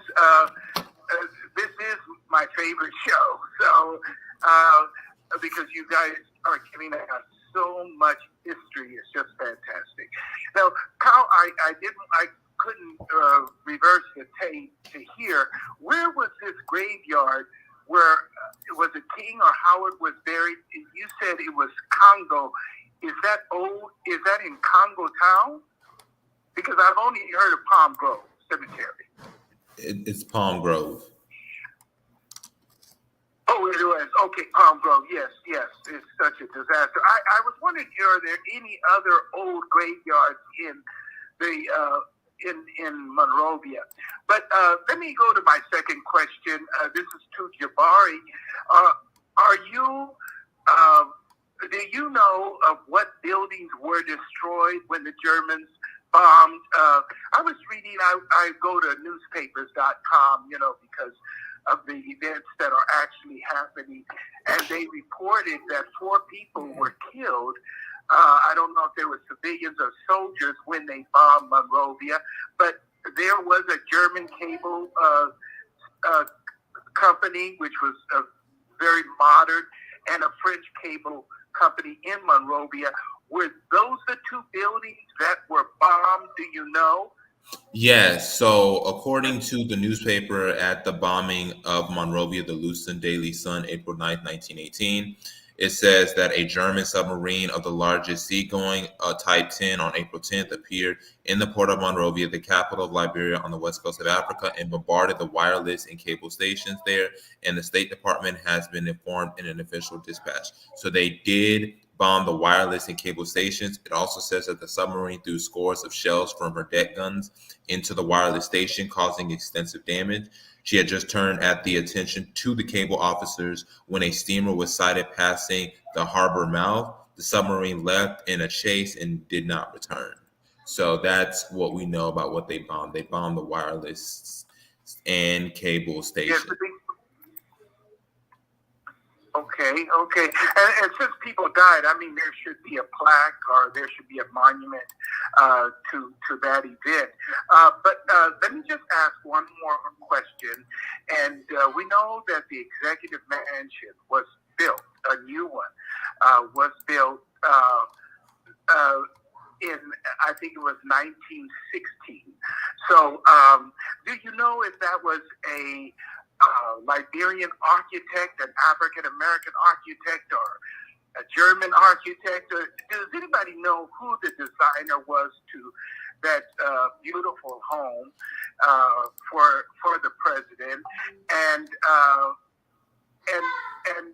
just don't hear anything about the design or the structure of the new executive mansion and why it was built in 1960. And that's my third question. Thank you. Thank So you. we have. Go ahead, Dennis. Yeah, I wanted to take the next caller. Okay, go ahead, respond. Jimmy can wait. So I was just gonna say we have a few historic cemeteries. Of course, you have the Palm Grove. I hope I didn't say Congo. I think I said Palm Grove. The Palm Grove Cemetery is just maybe the way I speak. And then, of course, we have the First Baptist Cemetery We have a historic cemetery at Cape Palmas. Most of the historic cemeteries are on the coast. Ganta Methodist Cemetery dates back to 1944. There's a cemetery in Bokeru, but the idea of having cemeteries is not indigenous culture. So you find that mostly on the coast and then where churches, old churches are.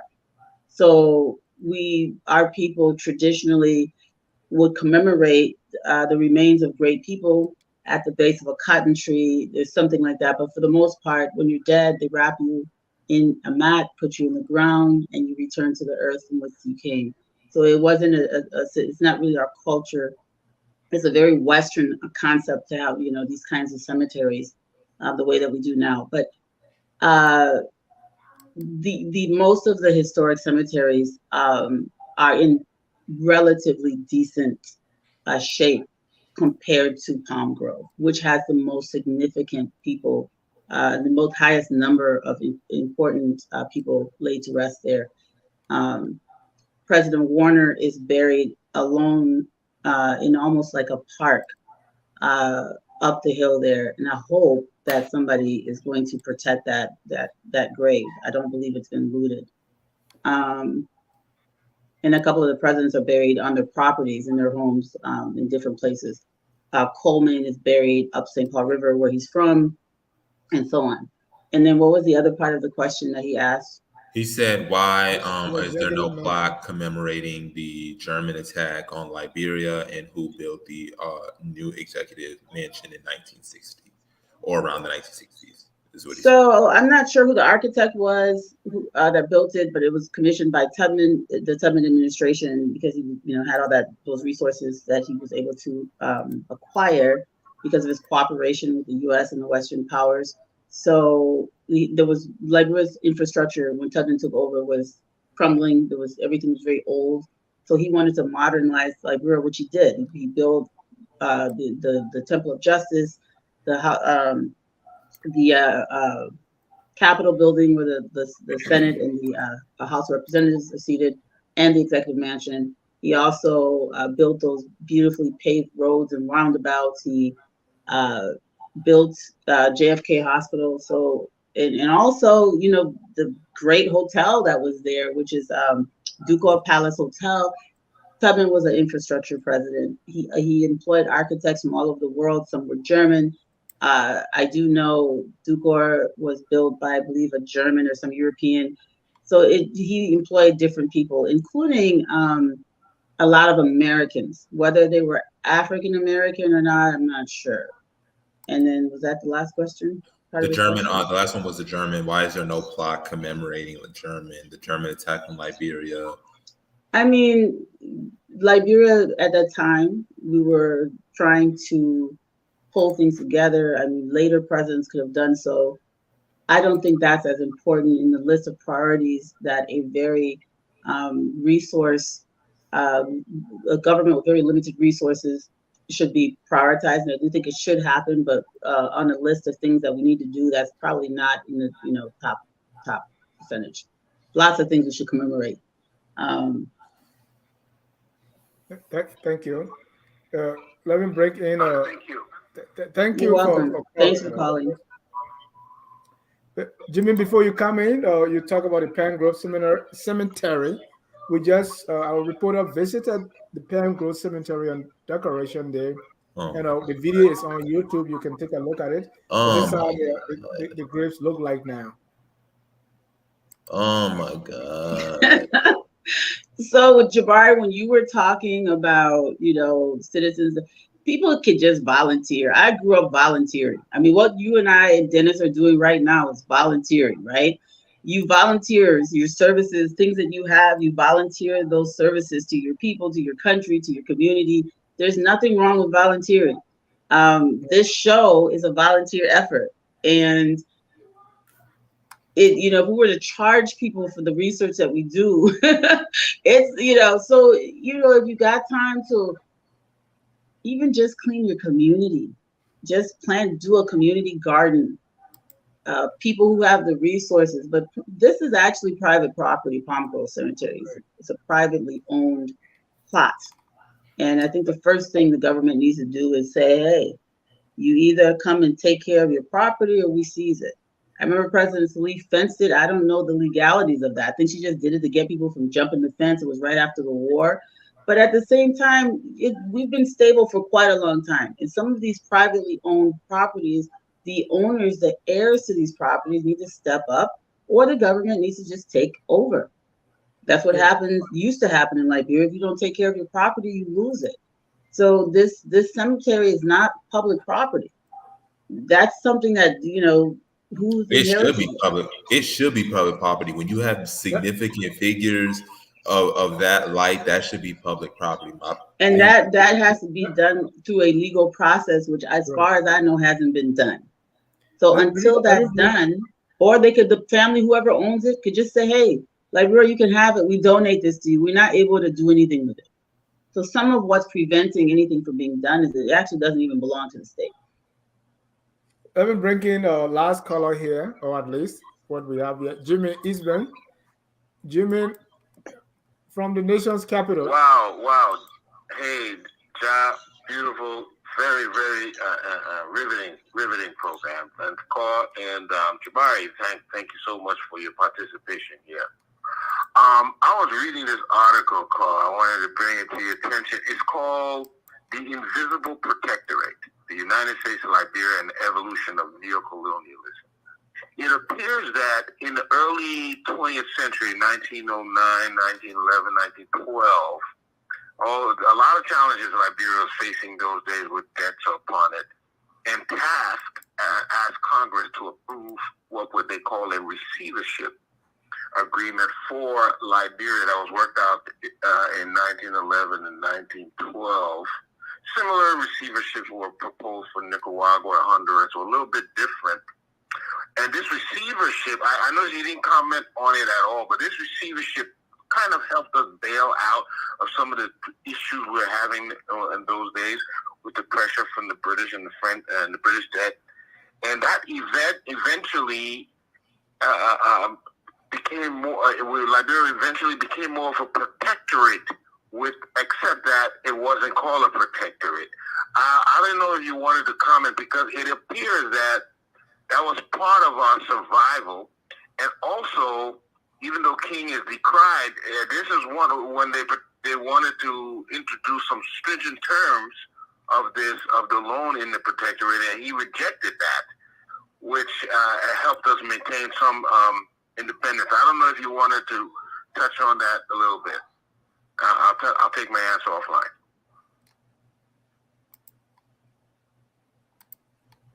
So this is something that we've been constantly talking about, in which is motives. I look at this, instead of being a protectorate, as being economic annexation of Liberia. This is when the U.S. government realizes that other Western powers are getting a lot of wealth, and Africa is like an economic reservoir for England, France, and other, even Spain with what they had in Equatorial Guinea. They amassed more wealth per capita, per square mile, from Equatorial Guinea than even the massive Caribbean and Latin American colonies. The reason, the motive that was usually pushed, there were two. One was, we have these old ties with Liberia, and all that warm fluff. But when you really read the discussions and the debates in Congress, it's really about, hey, we need resources. We can't just let Liberia fall to the British or the Germans or the French. And so in 1943, Liberia now has U.S. currency instead of the British pound. This is part of this whole Firestone and other companies that were going to come, U.S.-backed companies that were going to come in and basically set up Liberia as a mineral and agricultural extraction project. In exchange for this, you have Liberian president, which was Tubman, set up to rule uninterrupted without a legislature that is not beholden to him. That is beholden to him, sorry, as where previous legislatures were autonomous. King didn't reject the loan. The Liberian legislature rejected the loan during the King administration. The Liberian legislature was extremely careful about some of these predatory loans that they were trying to utilize to entrap Liberia. It was because of this that the idea of a strong legislature in Liberia did not work well with the plans of the U.S. government or the U.S. economic influencers of the U.S. government to economically exploit Liberia. I'm not even going to say annex. The word is really exploit. So what ends up happening is you have the largest plantation in the world built in Liberia at the time, which is Firestone. You have other prospects they're looking at for iron ore. They're looking for other resources that they can utilize to help build up the U.S. economy. So I don't look at that as a protectorate as much as, unless you're talking about a protectorate of resources and economic access for the United States to build wealth out of the situation. It has never been really to maintain Liberian sovereignty for like the benefit of Liberia, but to maintain it for the benefit, the economic benefit of the United States, which is exactly what it did.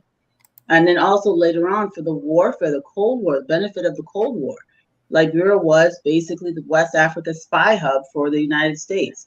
The Omega Tower, all of these resources, everything was planted. They built the largest runway on the African continent, which was RIA, because they wanted a place to be able to land their warplanes in case they had to respond to Cold War issues and incidents.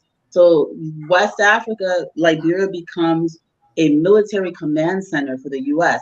I don't think this is a protectorate militarily or economically. It is an opportunity for the U.S. to seek its interests as a sovereign country that it is. No one has ever done anything for Liberia for the benefit of Liberians except Liberians. That is what I've learned from the study of Liberian history. No one has done anything for the benefit of Liberia solely except Liberians. And even when others work with Liberia, it's because there's something in it for them. It has never been philanthropy, just selfless giving. It has No free lunch. Always been a motive, not necessarily a hidden motive either, because as far as the economic annexation goes, it wasn't a hidden motive. They were blatant about it. So people interpreting it the way they want, that's fine too. That's also valid. My understanding of what I've studied is that this was not about trying to help Liberia. And I would by helping themselves. And I'll just briefly say that you have to understand your position in the world and you have to act according to that. Would the Liberian legislator and the Liberians wanted to take loans, or would they wanted to ask help with these British from these European powers? No. But you're in a situation where you don't have the military, you don't have the Navy, you don't have the economic industrial capacity to compete with these countries. So you don't have the luxury of America, where America has millions of European immigrants pouring into their country. You don't have the luxury in Liberia of hundreds of thousands and millions of African Americans or Afro-Caribbeans flooding into the country to provide labor supply, support, economic base. You don't have that luxury. So they have to rely on the U.S. and it means that's what they needed in order to fend off. When you're in that position, you kind of don't have a choice. We love to say this in an ideal situation, but when you actually in that situation where I have a choice, I can get invaded or I can just work with America knowing that, yeah, it's going to hurt, but it's better than me not being free at all. So you just have to look at it from that perspective. Thank you. And Jabari, not to vex your soul any further, but we want to mention that Daniel E. Howard, the president we are studying today, was buried at the Pine Grove Cemetery. I want to still show some pictures here and see if you can, if anyone can help identify his grave and what does that mean to you. Not just Daniel E. Howard, Joseph Jenkins Bravo was also buried here. And how you gonna identify these presidents in the state of that? Like how you gonna this sorry, Carl. This was a Decoration Day, and we were there. This Carl, you are muted. This And just makes you want to. This just makes you want to. and these boys are there when you go there to help. They help you for a fee to clean your loved one's grave. And Jabari, I don't want to make you mad. I just want to show the Oh, picture. What I was trying to say is that these remains of these people are no longer there. yeah. And I saw the video and the guy saying, "Oh, people were coming and taking the bones of their relatives." I don't believe him. The remains haven't been there for a long time. I mean, when I went there in 2009, the graves were just like this. They were empty. So unless he's been sitting there since 2009 or before 2009, which he looked relatively young, I don't think so. I don't think that maybe the relatives came before 2009 and took the remains, but I've heard other stories about what happened to the remains. Right. So So these people, there were people who were smoking the bones for, and that's another story. And then, a lot of these people were buried with jewelry and all kinds of different symbols, like Masonic jewelry and different things, and they just took it. A lot of historic things, they just took them. I mean, just Those graves robbed you see graves. were That makes bedrooms. you want to. Oh, that makes you want to scream. Oh my goodness. Here's a question here from Elder Kokro. He said, at Daniel E. Howard Elementary School in 1962, that's the time he was there, our principal's name was Daniel Howard. Do you suppose he was the son or grandson of President Daniel E. Howard? It could be a different Daniel E. Howard. We would People need. take names. People take on names. I Yeah, don't know. I'm about to say we would need to know what his middle name is. His middle name, for all we know, could be Daniel Emerson Howard or Daniel Everett Howard. And even if he wasn't, so somebody had asked me the other day, "Oh, is Jewel Howard Taylor a descendant of?" No, she's not. Her parents are from. Well, her father's from the Zorzor area. Both of her parents are from around Zorzor, which is Loma and Pella people. And he just took the name Howard and married Jewel's mother, and because they went to school and church, became medical professionals, went to Bong and settled there and worked at Phoebe Hospital. But even Jewel Howard, that Howard has no relationship. This Howard name is very common in Liberia among indigenous people. I don't know why, but it is. People like the name. Names like Thomas, Joseph, these are names that are very common. Right. And then also people name themselves after presidents all the time. I mean, there's a guy from Nimba when I was a kid. I remember he called my uncle's house and he said, "This is say Jimmy Carter from Yigbanla." And I back when we had the regular telephones, and I will never forget that. It made me laugh. I'm like, "Say Jimmy Carter from Yigbanla." So we like these names. We like taking names and putting them on ourselves. And if say Jimmy Carter's watching, sorry, but I still remember your name. I still remember your name. It had to be when I was probably around 12, 13 years old. But I just thought that was awesome that his name was say Jimmy Carter. There is a Liberian pastor in Philadelphia. His name is John F. Kennedy. Yeah. And that F is for fire. John Fire Kennedy. I love it. But for Elder Kokro, Elder Kokro said the principal's name was Daniel E. Howard. So it could be a relative or not, but as of now, what I'm hearing is we don't know. Yeah. It's probably not an adopted name. Yeah. Or probably the real name. We don't know. It could be or could not. And it's interesting. I think this is a piece of history to really have someone on the show who was in elementary school 1962. I think this is just awesome. Yeah. Thanks for sharing that, Mr. Kokro. That's really, and now I'm going to dig. So next Saturday, let me see what I can find. If I can find something, I'll share with you. If I can't, I'll let you know, but I will try to see what I can find out. Thank you. Well, thank you, Cole and Jabari, for the night. I want to thank our viewers as well. Now, let's wrap this up with 1 minute closing each. Let's start with Jabari. A lot of historical events shape our world, whether or not it be World War I, whether or not it be the situation or with the border disputes and the Bandi chiefs. We just have to understand that we have to connect the dots. We have to imply how the modern world was affected by events from the past. And once we understand that, we can really start to respect today, embrace today, and move forward. But we got to do that because my soul ain't right. That cemetery the way it is. So that hurts my soul.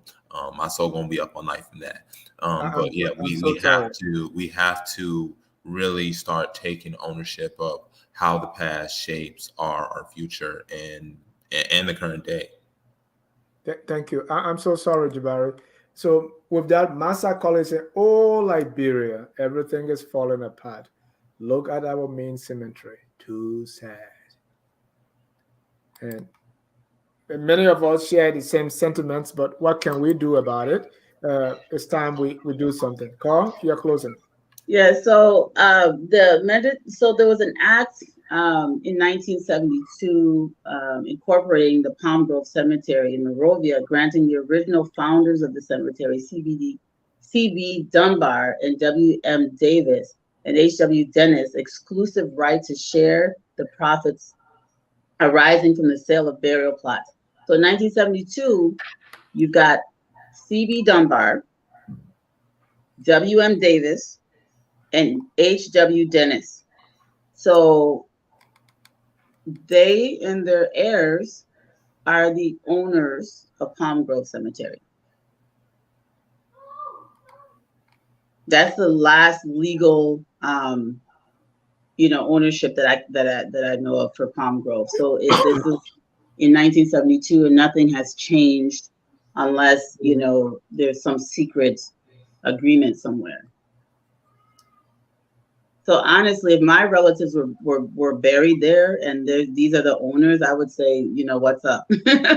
Make some noise. I mean, this is we have to start behaving like we're citizens of a country. The war has been over for a very long time. It's time for people to start acting like citizens. And the last thing I'm going to say to you, Dennis, I watched the show where we're talking about Chinese people opening a mall and these people doing this and people getting upset. Nothing is stopping us from investing in Liberia but our own mentalities. Nothing stopping us from investing, nothing stopping us from developing, nothing stopping us from volunteering, from all of the things along the economic spectrum, making businesses. Nothing is preventing us. The private sector does need the public sector to protect and make laws and regulate things, but the private sector, it's private citizens really that rush and expand economies and make demands on the government for the types of laws and protections that they need in order to move forward. Until we start doing that as a collective whole, looking at ways that we can increase the strength of LBDI or create another bank to rival it so there's healthy competition between Liberian banks. Koreans, all kinds of people do it. Get together as a community, share their wealth, open their own banking systems, open their own. We have to do something. So history teaches us that things have been done under much more strenuous circumstances than we're facing today. People have done greater things with far less under far worse conditions, and we have absolutely no excuse to not pick up the torch and build upon what these people have done in the past. Make Liberia relevant, make Liberia become what it was intended to be. We have the skill, we have the ability, we have the minds, the brain power, the spirit, the tenacity. Let's get things done. The tenacity, let's get things done. And that's the way I want us to close the show tonight. Thank you so much, Carl. Thank you, Jabari. I want to thank our viewers for watching and even those who are supporting us. The last time we received $100 today in support of the History Channel. We really, really appreciate that. Thank you so much. We want to get more of this. We want to be able to air the History Channel from Cape Palmas to Cape Mount. Yeah. From Saniquele to Zwedru. We must be able to do this. And we depend on all of you.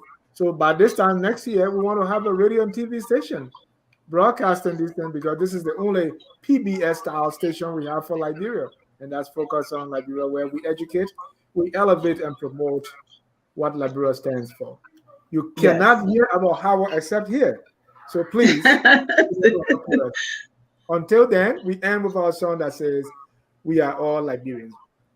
If you are hurt by the Palm Grove Cemetery and you want to do something, or if this means nothing to you, we are all Liberians. What we all can rally around is what do we do to make Liberia the glorious land of liberty? Have a good night, and we are all Liberians, y'all. We are Liberians. Liberia is our home.